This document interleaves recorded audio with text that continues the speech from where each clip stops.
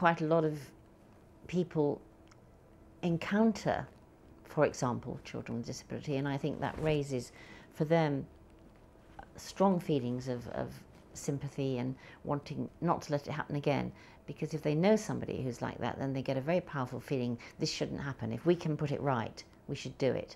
There are some conditions, horrendous conditions, where people are born, they are in pain for the months or the few years that they live, and practically everybody, even including that minority of people with very strong religious convictions who believe that abortion is never acceptable and that genetic screening is never acceptable, even those people sometimes accept that in such situations it is better not to allow somebody to be born.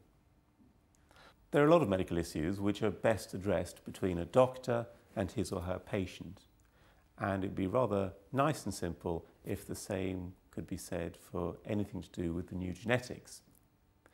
In some cases that may be possible. For example, once a particular form of treatment is widely accepted and doesn't cost the earth, that's probably exactly what should happen.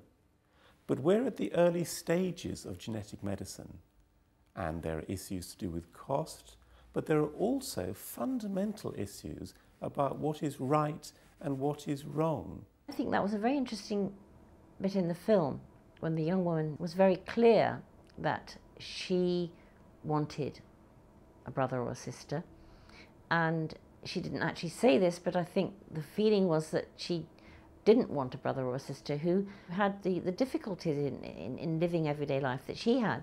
So I think disabled people probably, I think their answers might vary depending on what it was that they had or were suffering from.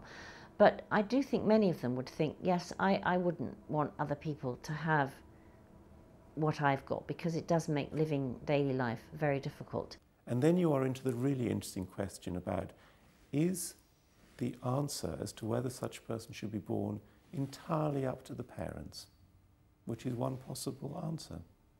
Or is it up to them with their doctor? Or should there be some sort of national guidelines? And I don't think as a society yet we've really got agreement about the answers, but we will have a lot more questions like that in the decades ahead.